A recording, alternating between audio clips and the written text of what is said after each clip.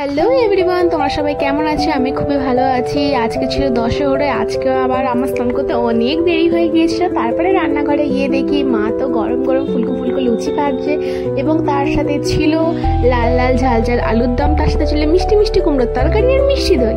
যেহেতু lunch time হয়ে গিয়েছিল সেই জন্য আমার হাজবেন্ডকে আমরা 4টে লুচি দিয়ে গরম গরম, তারপরে দেওয়া হয় লাল লাল ঝাল ঝাল আলুর দম এবং তার সাথে দেওয়া হয়েছিল ওই কুমড়োর তরকারিটি।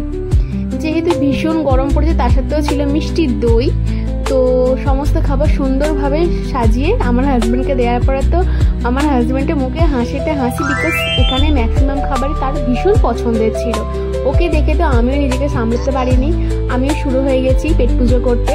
তো যারা যারা এখন আমার ভিডিও দেখছো, এখনো পর্যন্ত যারা সাবস্ক্রাইব করোনি তারা চটপট লাইক করে ভিডিওটিতে এবং চ্যানেলটি সাবস্ক্রাইব করে দেবে।